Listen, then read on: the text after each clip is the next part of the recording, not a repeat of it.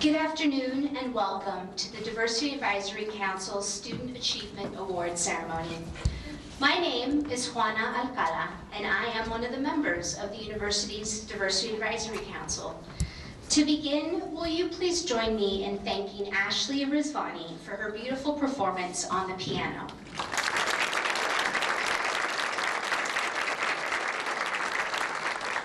Thank you. The great work and leadership of the Diversity Advisory Council began long ago in 1991, and I strongly believe that its members, past and present, would agree with me when I say that perhaps the most valuable work, the work that really matters, is that of the students that we're honoring here today. Going forward, it's your work and leadership of the students that we're honoring here today that really matters as we continue to bridge the gaps and face the challenges of global citizenship. It's been my honor to serve you as students here of the University of Montana in my tenure. Thank you. I'd like to now introduce President Royce Engstrom for his welcoming remarks to the podium. We're delighted for his support and that he could be here with us today for this very important event. Join me in welcoming President Engstrom.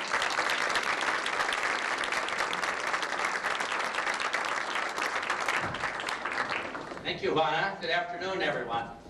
What a pleasure it is to spend the afternoon with you today, recognizing the good work of the students and staff and faculty members associated with the Diversity Advisory Council. This is always a fun event and a very important event of the year as we uphold the value of diversity and appreciating differences in one another throughout the course of our daily lives at the University of Montana. You know, we are working diligently, everybody here at the University of Montana and in our community, to provide an education and an educational environment especially appropriate for today's students and for today's world. We generally think of this as building a university for the global century. That's what our strategic plan is called. But it means some special things when it comes to the area of diversity.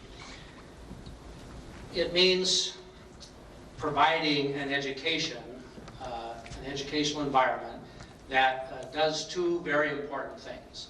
One, it provides opportunities for everyone. A college education is today's key to the future on an individual basis. If you look at what individuals go about in their adult lives these days, a college education creates a lifestyle, an opportunity that is simply not there if you don't participate in a college education. And people with a college degree these days over their lifetime have earnings of maybe $1 million more than people without a college degree. They lead healthier lives. They contribute to our society as individuals in ways that people without college degrees, in a general sense, just are unable to do. So it is especially important, and it is our responsibility as a university to open doors for everybody, for people of all backgrounds, not just the socioeconomically privileged people of perhaps generations past in terms of a college education, but everybody. It's our responsibility to provide that open door for everyone so that they can enjoy the benefits of a college education. Just as importantly, though, as a society, as a community, we will move forward only if we capitalize on the contributions, the brain power, the energy, the creativity of everybody available to us. We need everybody to participate. We're not going to achieve a 60% college-educated citizenry, which is our goal as a state, as articulated by Governor Bullock, and which is our goal as a nation, as articulated by President Obama. We won't achieve 60% education unless we involve people who heretofore maybe weren't involved in a college education. So we need the brain power, we need the energy of everybody in our society. And so it's so important for us to think on a daily basis about diversity, making sure that we can provide opportunities for those individuals, and also making sure we can tap into their energy, their creativity. I'm very proud to think about the University of Montana, the students who live here and learn here, the people who work here on a day-to-day basis, and the diverse ideas, the diverse backgrounds, the diverse experiences that they bring to the table. If you look at our student body, we have so many Native Americans studying with us, we have veterans, we have international students, we have disabled students, we have LGBTIQ students, I get those initials all correct, all of whom are contributing, all of whom are learning, and all of whom are a part of the University of Montana family. Today we're going to recognize a number of those individuals, and these are the folks who, during this past year or longer, have demonstrated the leadership around diversity that we need for all of us to be inspired on a daily basis. And so I'm so proud of the students and the people who are going to be recognized. I look forward to hearing their backgrounds as we introduce each of them on an individual basis. I want to thank the members of the Diversity Advisory Council for the hard work that they do every day here at the university. These are the people who have a burning passion for making sure that everybody is included in the opportunities, the challenges of this university. And so would you join me for just a moment in giving a round of applause to the Diversity Advisory Council themselves.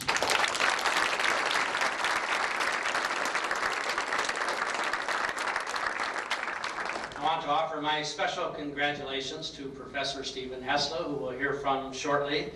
Stephen, thanks for all that you do for the university in so many ways. You're a genuine treasure, and we're so proud to have you as part of our community. Thank you all for being here today, and I look forward to the rest of the program.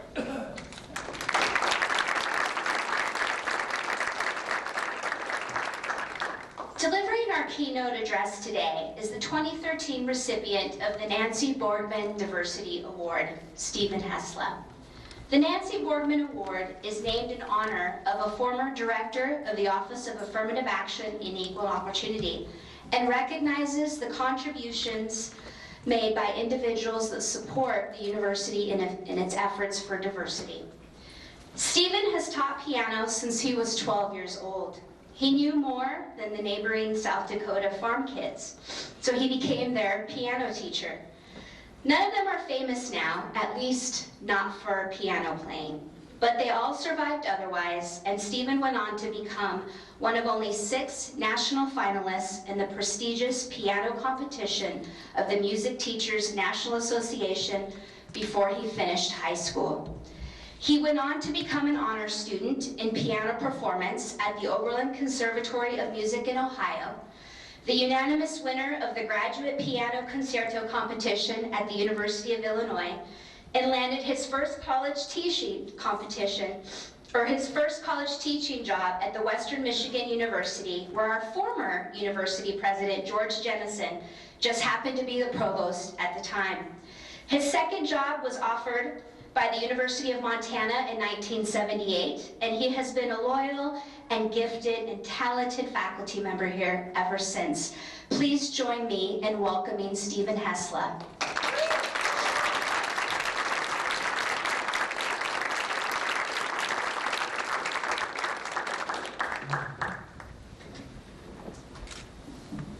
Thank you. I'll just start. My title, is it on your program? Not. Embracing Diversity, Achieving Consonance.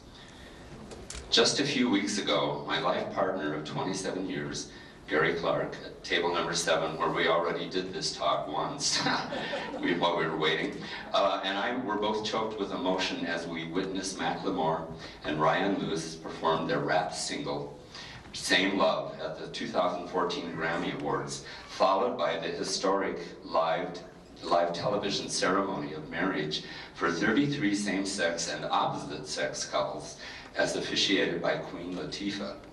We could scarcely believe how far America had come since the Stonewall riots of 1969 in New York City's Greenwich Village, where, for the first time in recorded history, the gay community refused to be arrested and hauled away in paddy wagons.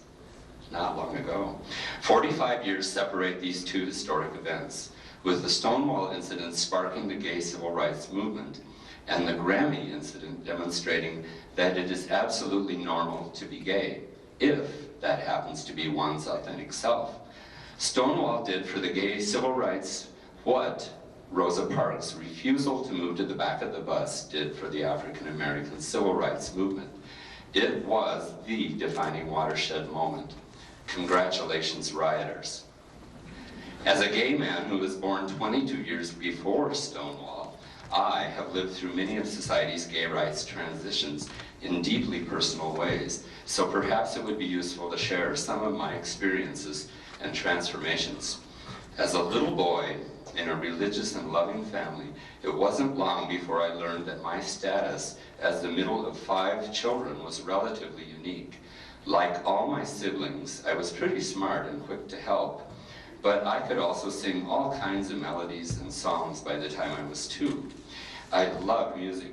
As soon as my dad purchased our old beater farm piano for $75, I spent hours figuring out the melodies I already knew, and also figured out left-hand accompaniments that provided the harmonies I had been hearing. In church, I learned of God's great love for the human beings he had created, and I felt totally loved by parents and grandparents, siblings, aunts, uncles, and cousins. Pleasant Valley, don't you love that name? Pleasant Valley Lutheran Church in rural South Dakota seemed the happiest place on earth, and life was good.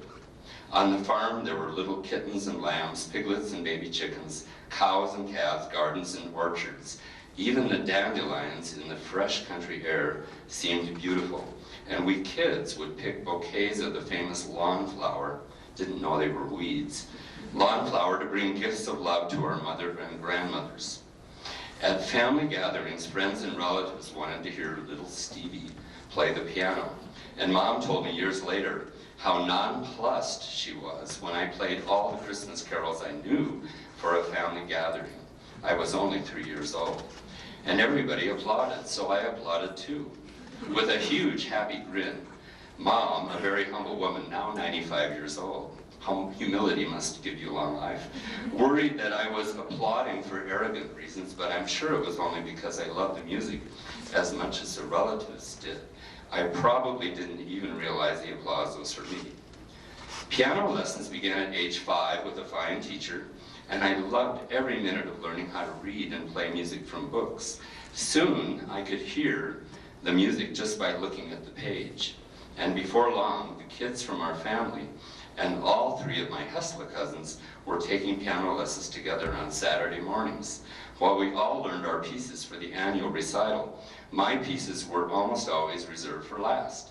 I poured my heart into each piece, and of course, it became fun to receive accolades once I learned the purpose of applause. During these years, I was realizing that I was significantly different from my siblings and cousins, that I was somehow gifted in certain ways. It seemed a good thing, and it portended that I would do something special with music, and likely with my life. Very subtly and gradually, however, I also came to sense that my difference would include same-sex attraction. With that realization, I began to experience a social psychological condition called cognitive dissonance, even though I wouldn't learn about the theories and research of social psychologist Leon Festinger until many years later. I was learning there were underlying differences in certain people, and these differences were not particularly desirable, or so I heard. If you were one of these people who seemed a bit queer, as I once heard some people in our community referring to an unmarried man who lived not too far from our farm, you would wish you had not been cursed with such an affliction. I learned that these people would be shunned, ostracized, derided, and that parents might be careful to keep their children away from such people, perhaps as a precaution. These people just didn't fit in somehow. I also learned that the Bible seemed to condemn these people, and there seemed no way out of this condemnation, except perhaps to attempt a more normal lifestyle, if at all possible. Can somebody bring me some water? That'd be great. I also learned that, oh, wow. Any other commands?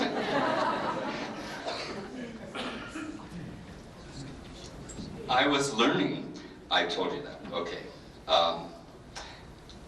I also learned that life, in spite of being really good in so many ways, seemed potentially fraught with peril and doom.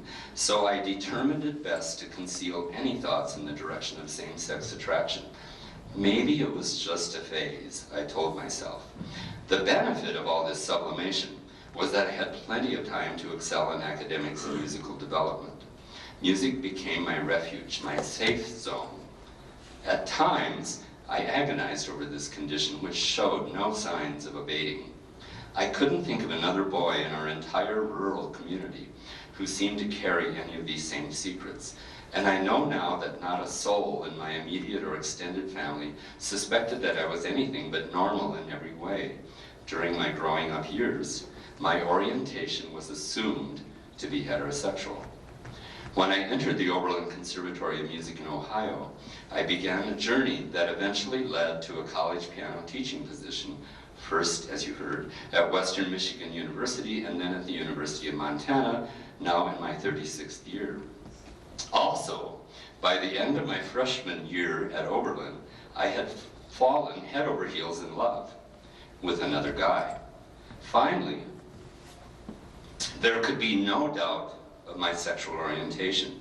Truth has resonance, and it was such an enormous relief to discover true love for the first time that I rejoiced in experiencing my authentic self. I could not imagine life in any other way. In life, I have learned authenticity. Authenticity is essential. To fast forward, it took 13 more years before I mustered the courage to tell my parents, and then gradually each of my siblings, that I was gay. Having that conversation was delayed by living with a very real fear of familial rejection, of being disowned, disinherited, or resented by the very people I loved the most. It seemed too much to bear. I feared I could only bring shame to my family. This is how deeply my formative patterns were entrenched. Self-loathing is often integral to growing up in a society which condemns one's very core. While I knew that I could be despised and disparaged, I further came to know that I belonged to a minority thought collectively and nearly universally to be despicable. Can you imagine? People can be despised without being thought of as being despicable, but gay people, it seemed to me, were thought to be the scourge of humanity. It didn't matter what ethnicity, color of skin, race, creed, religion, or sex one was. Gay people seemed uniformly discriminated against by nearly everyone. We were the universal whipping children. Everyone got to despise and fear us. Lest you think I'm overly sensitive, I will tell you how my first college teaching interview ended in 1972. This is only 3 years after Stonewall. The gentleman from a Bible college in Kansas said he had one more item he wished to bring up before we concluded our interview.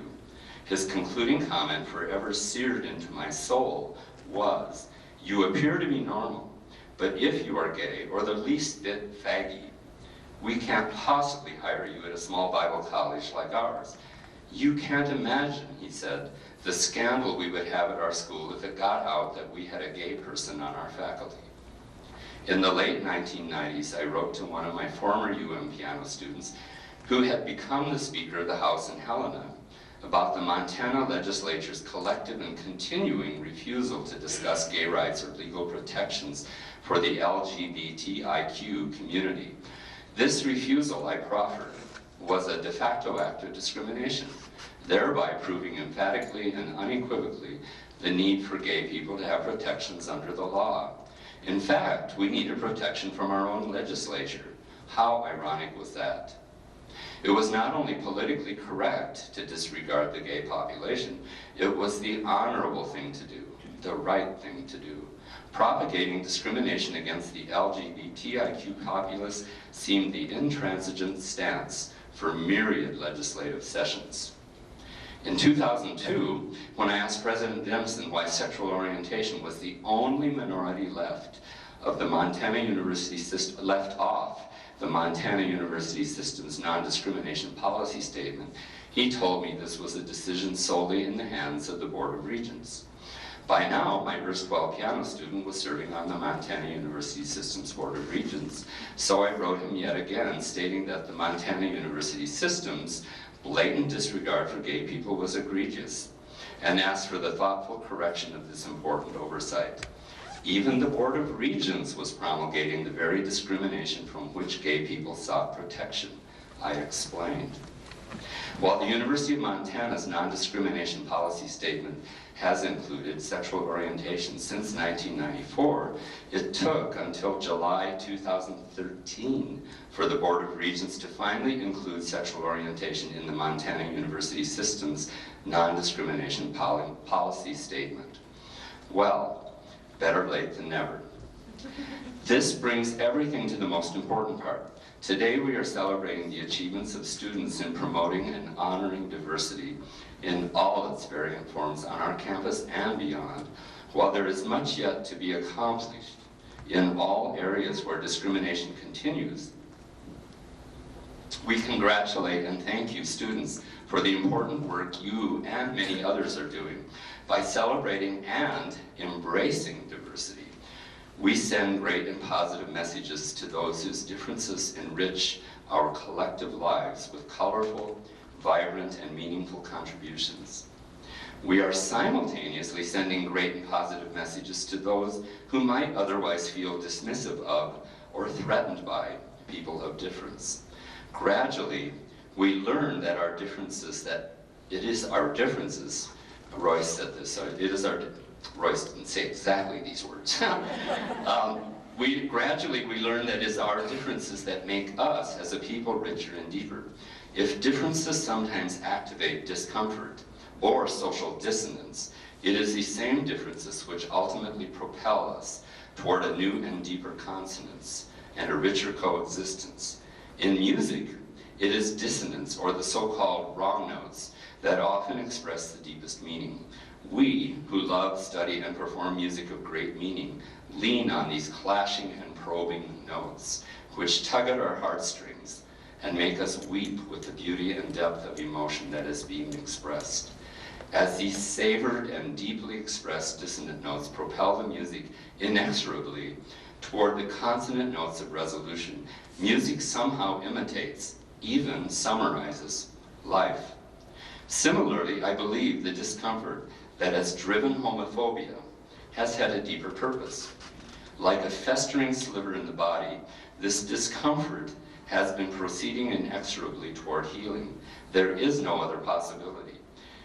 The body identifies a sliver as a foreign object, and it can only be rejected, or it will cause enough pain until the sliver is removed.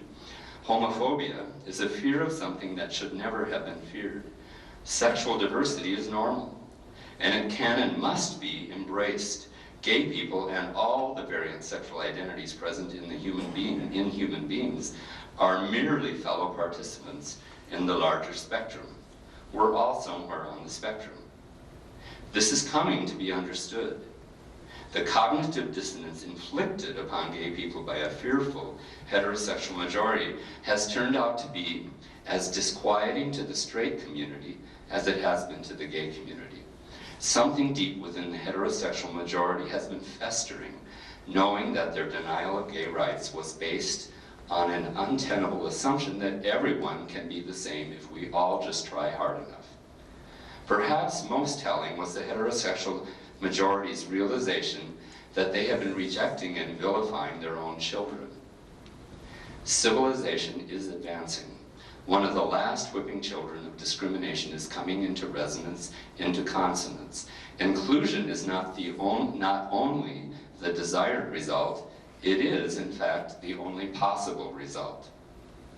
The unsustainable and mean-spirited laws are crumbling one after the other, and the best news is that everyone gets to celebrate these transformations. Society becomes richer and life becomes deeper when the consonance that was meant to be is finally achieved. The homophobia that drove the Montana legislature and the Board of Regents to disregard its gay population for more than a century is proving to be only a phase. Interestingly, a long one, but a phase nevertheless. It could not endure, and good news, Everyone will benefit from this transformation. Family structure will benefit from inclusion. It will not disintegrate. It will embrace all its children, all its loved ones. Fears will transform into loving acceptance and the affirmation of all citizens. It's a win-win progression. In music, the dissonant notes or harmonies are rarely more than a half step or a whole step away from the notes of resolution or consonance. Similarly, in life, human conflicts are generally closer to resolution than we sometimes think. The answers may be only a half step away. Humankind always has more in common than in conflict. Finally, universities are, by definition, places where the entire universe is up for consideration, where universal concerns are addressed, and where young adults become informed and considerate citizens, capable of advancing the greater good in society, cultures, and civilization. Today, we celebrate the differences you students are making. You are the upcoming generation of informed and considerate citizens. Thank you for what you are already achieving, and please, carry on. That's it.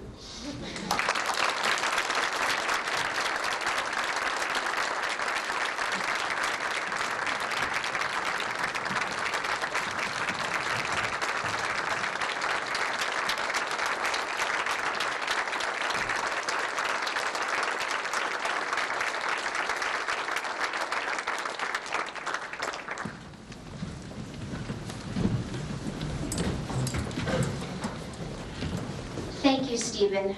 Working with you in preparation for today over the last several weeks has been an incredibly reflective and educational journey. And I think we all agree, a true inspiration for all of us. So thank you again very much.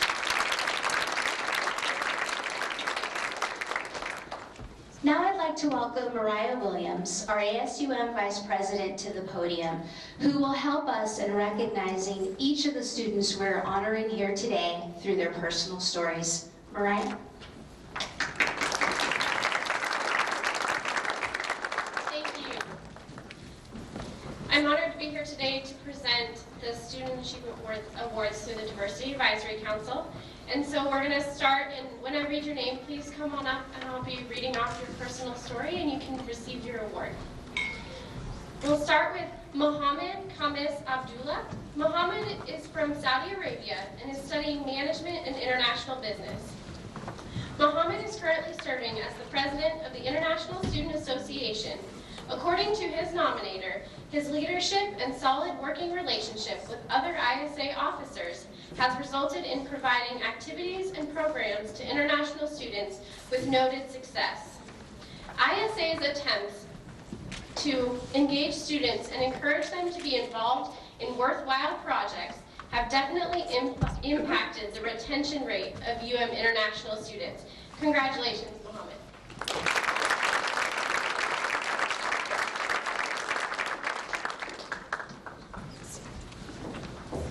Our next recipient is Saeed Asayari. Saeed is from the capital of Saudi Arabia and is studying clinical laboratory science. According to his nominator, he is helpful to everyone.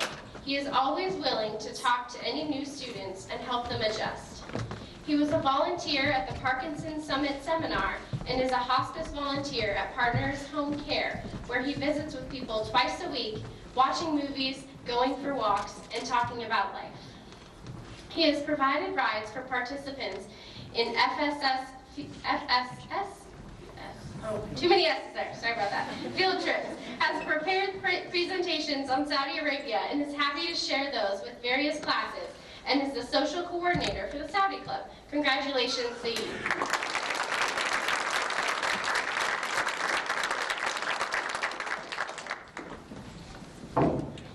Umut Arslan. Umut is a doctoral student in counselor education and is from Turkey. He has participated in a wide range of internships, working incredibly hard in class, and is in general impressing everyone with his intellect and his open, caring personality, and his determination to succeed. I missed something funny over here. He has helped other international students on a regular basis, has worked with our Lee Public Schools and Trapper Creek Job Corps students, and worked in the Intimate Relations Lab with UM undergrads. He is also involved with Careers for UNICEF and the American Counseling Association. He brings cultural wisdom and openness, helps others understand his homeland and customs while working to understand the cultures of the students and clients with whom he interacts.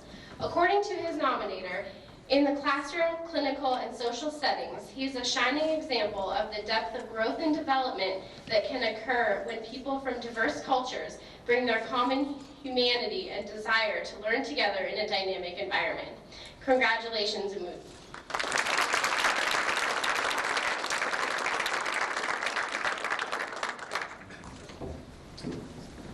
Erica Baldry.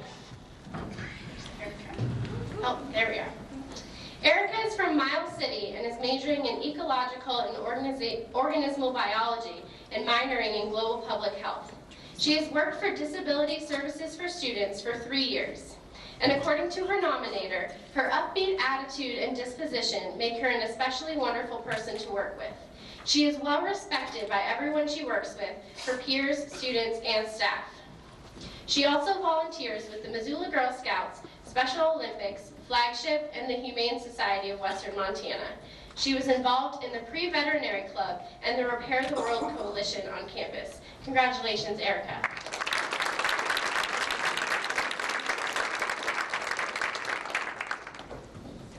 Shane Barshke. Shane is from Charlotte, Montana, and is a student in Health and Human Performance, and is currently student teaching in Victor, Montana. Shane worked with Disability Services for Students throughout his academic career. According to his nominator, Shane came to work every day with an exceptionally positive attitude, warm smile, and a get-it-done work ethic. Shane has made a lasting impression on the DSS staff as well as with students registered with our department. In all of his interactions, Shane took personal care and displayed great pride in his work. Shane is a member of the Students' Dean's Advisory Board and the student representative on the board for the College of Education and Human Sciences. He also volunteers with the Flagship program. Congratulations, Shane.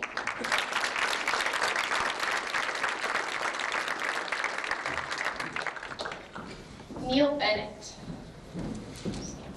Neil is a graduate student in economics from Idaho Falls. According to our nominator, she not only has achieved enormous academic success in fields that are prone to significant gender disparities, she has shown exemplary leadership both within these fields and across campus. As an undergraduate, she graded and tutored for the math department, served as an ASUM senator, and as a board member of the University Center. Neil continues to tutor for the math department and to work as a teaching assistant for principles of microeconomics. Neil was a co-founder of the University of Montana Philosophy Society, and she has continued to serve as a role model for women in a field dominated by men by co-founding and serving as president of the Economics Club during the 2013-2014 school year. Neil has also been a member of the Philosophy Department's Ethics Bowl team for 3 years. This year, the team became one of only 32 teams across the country to qualify for the 2014 national competition in Jacksonville, Florida. Congratulations, Neil. Neil, you went to that competition already. Yes. And we won. Yep. And we won. So congratulations, Neil.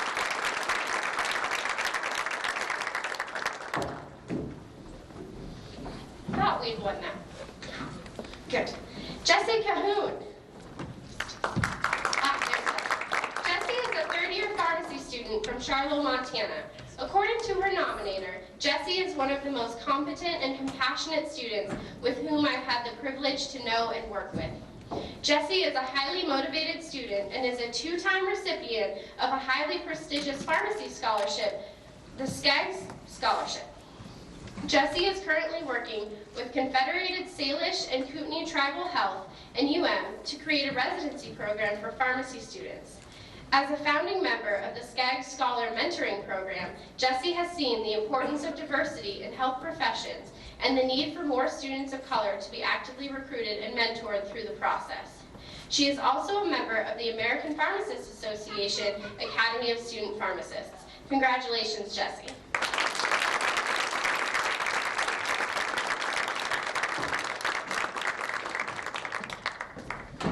Yibu Fan.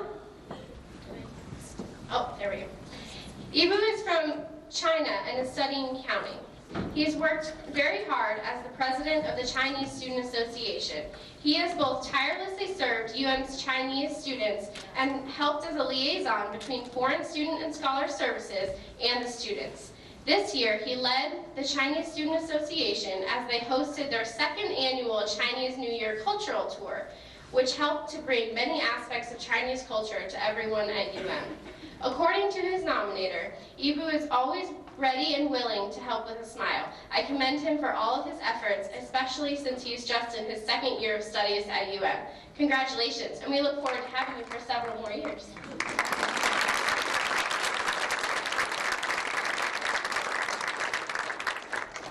Turk Ismail. Turk is from Saudi Arabia and is a student in the Department of Management and Information Systems. He has served as a resident assistant in the Intercultural Living Learning Community in Miller Hall since August 2013.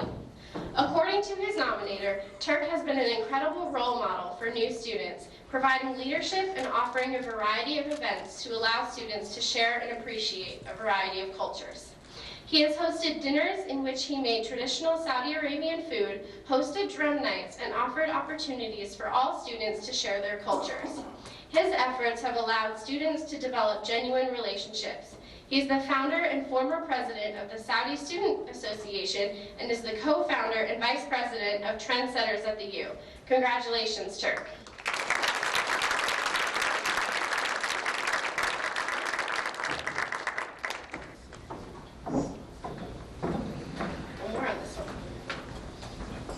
Lacey Pham. Lacey is from Polson, Montana, and is majoring in communicative sciences and disorders.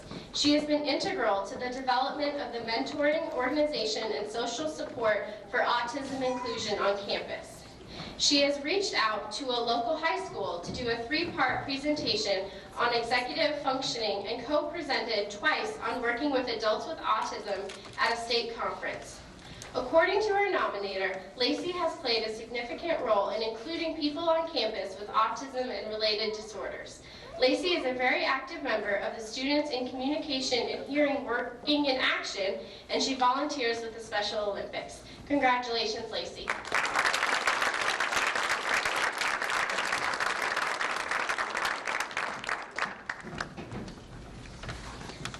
Priscilla Lekokuli. I'm so sorry. Priscilla is a member of the Samburu tribe from Kenya and is studying economics. She earned a Zawadi Scholarship. We were just tripping me up with all kind of words in this one. I'm sorry about that. Which led her to her application and matriculation here at the University of Montana. According to her nominator, Priscilla has contributed enormously to the community of the University of Montana and has served as a valuable representative to UM students. She is vice president and co-founder of the Economics Club, is the former business manager of the International Students Association, president of the African Students Association, and a member of GRIS for UNICEF, the Honors Students Association, International Students Association, and the Catholic Campus Ministries. She volunteers with the YMCA and has served on the Mansfield Library Student Advisory Committee. Congratulations, Priscilla.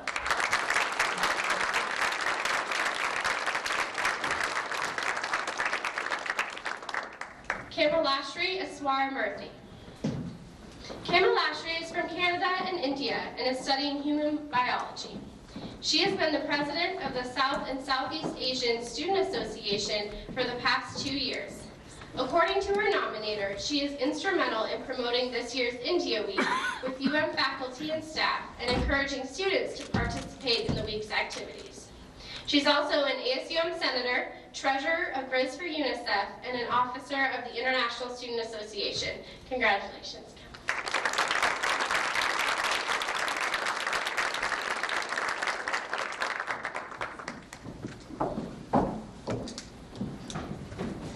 Chantanelle Marie Nava. but goes by Shawnee. Shawnee is from Billings and is majoring in astrophysics. According to her nominator, she has been a phenomenal student and ambassador for the Department of Physics and Astronomy for some time now. She is a fantastic role model and advocate for our majors. She makes sure that students know one another, and she makes sure she knows our new students. She's an active officer in the Society of Physics Students and is actively involved in astronomical research, recently presenting at a national conference. She was also interviewed by Montana Public Radio about her experience as a woman in the sciences. Shawnee is also a Minerva Lead Student Astronomy Researcher, Alpha Lambda Delta Honor Society President, and TRIO Student Services Tutor. Congratulations, Shawnee.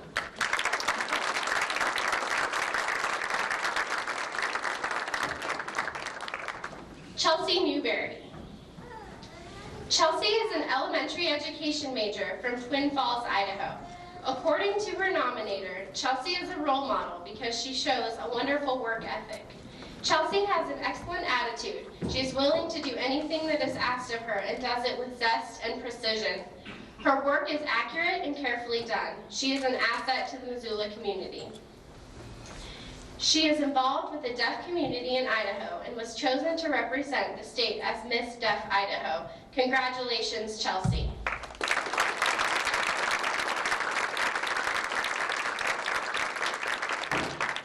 Hanan Omar. Hanan is from Saudi Arabia and is a PhD candidate in educational leadership in higher education. She is truly a great ambassador for Saudi women at UM. She has a large family and her children are studying in various schools around Missoula. This family aspect is very significant in her role as a student and international community member. According to her nominator, not only is Hanan a very busy student who can be found sharing her culture at many UM events, such as the International Festival and International Women's Day celebrations, but she also actively and openly supports the activities of her children in the community here at UM. Through these activities and those of her children, she shares many aspects of Saudi culture, one of the most important being her role as a mother. We have all learned more about Saudi culture through Hanan and her family. Congratulations.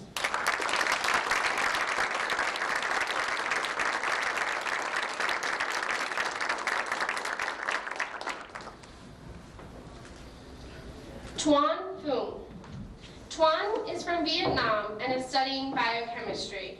He has been active in the International Student Association, and according to his nominator, he has helped reach out to new high school students from Vietnam and has been the go-to member of the International Student Association for any technology-related issues. Congratulations, Tuan.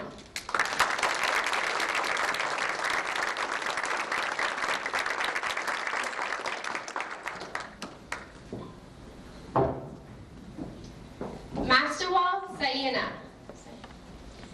Mastawal is from Addis Ababa and is a graduate student in the Intercultural Youth and Family Development Program.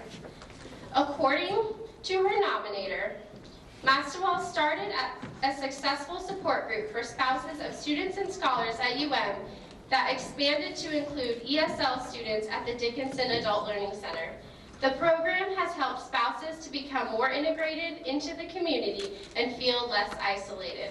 She also assists international students in the Foreign Student and Scholar Services Office and has presented on a variety of topics that include Ethiopian and African culture for UN Model High School students and International Week and Ethiopian mental health experiences for counseling and IYFD majoring students. Congratulations.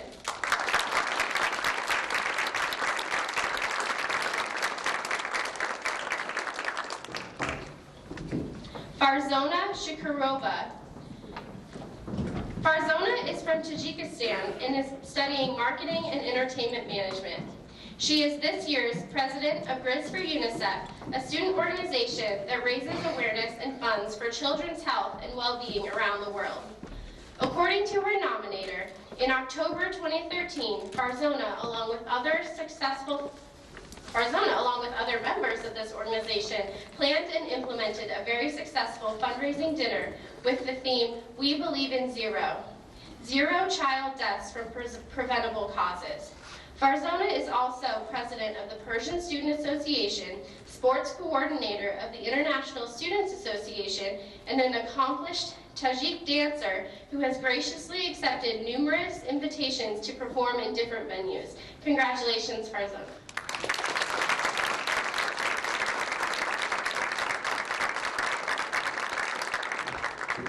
Sachi Sinhara. Sachi is from Colombo, Sri Lanka, and is majoring in journalism. As the manager of the International House for 2 years, Sachi has gone above the call of duty on countless occasions and volunteered many hours to improve the services to international students. According to her nominator, whether working with new or old students, Sachi extends herself to make sure they are comfortable and happy. She is an outstanding and well-respected student leader. Sachi is also the cultural coordinator with the International Student Association and International Festival. She has often been a guest speaker on her home country with local schools and organizations, and has volunteered for many organizations such as Grizz for UNICEF, Model United Nations, and InterVarsity Christian Fellowship. Congratulations, Sachi.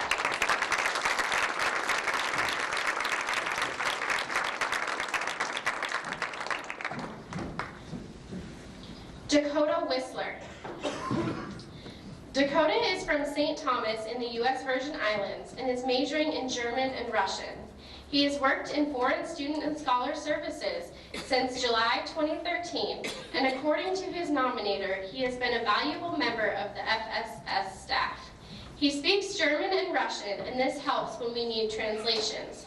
Dakota also participates in Russian Club, German Club, participated in Children's World and the Global Partners Program, and was the Montana Model United Nations representative to the 2014 National Model United Nations in New York. He is also getting certified to teach ESL. Congratulations, Dakota.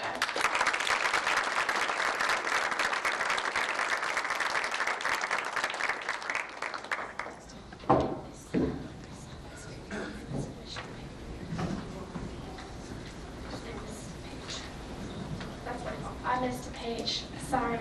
We have more. Laurie Lindquist. Laurie is from Seattle and is a doctoral student in school psychology. Her contribution to issues of diversity has come mainly through her research, which focuses on LGBTQ youth adjustment and school resources that promote positive outcomes in this population. According to her nominator, Laurie's passion and determination have resulted in 9 national conference presentations, 5 of which have been specific to LGBTQ issues, another that looked at cultural competence in diverse student populations, and others that focused on victimization and adjustment in general. Her talks have been very well received, leading to 3 invitations to give talks about gender identity issues at other locations around the country. She is a member of the GLBT Action Committee for the National Association of School Psychologists and the 2013 Bertha Morton Scholar. Congratulations, Laurie.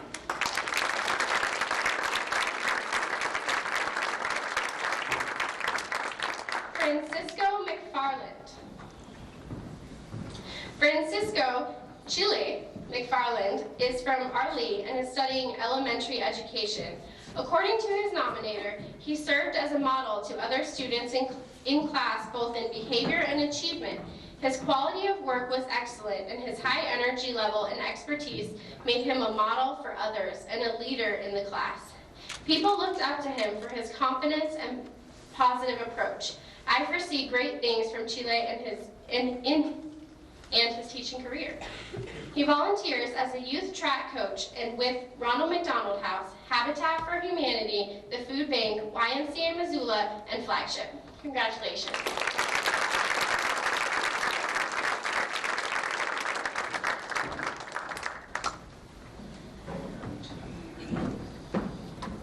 Zabah Bordeaux.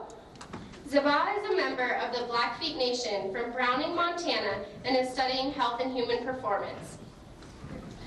Zabah coaches basketball for YMCA, Kiwanis, and the Amateur Athletic Union, and coaches soccer for YMCA, Strikers Academy, Micro Strikers, and Flagship. He is a chaperone for Gathering of Native Americans Camp, Gear Up Space Camp, and a member of the Title VII Parent Committee. He is also involved with Bridges to a Baccalaureate, TRIO, and the Diploma Fun Run. According to his nominator, I know he will succeed as a school leader and as a school role model for others. He has energy and a pragmatic approach to things. Congratulations.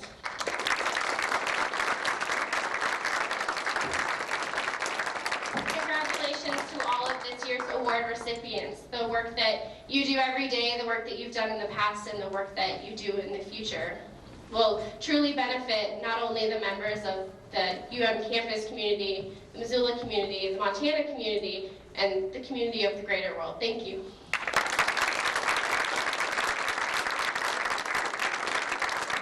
Great job, Mariah. Thank you. Will everyone please join me once again in another applause for the students that we're honoring here today.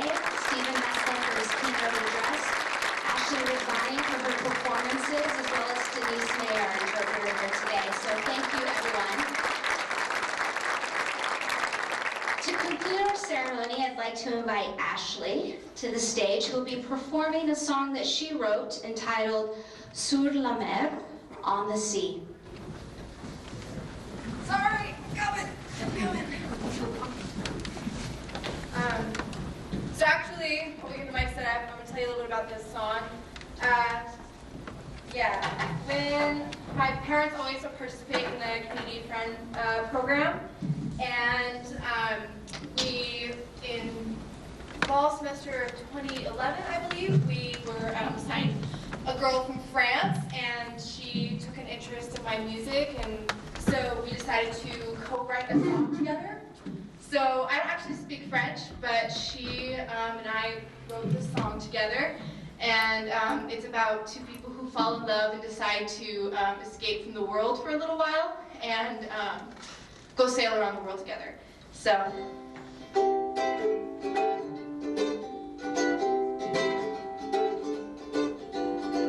Nous allons fêter la voile sous la mer. Nous allons nous échapper du monde. On sera tous là-dessous et on sera amoureux. Très, très, très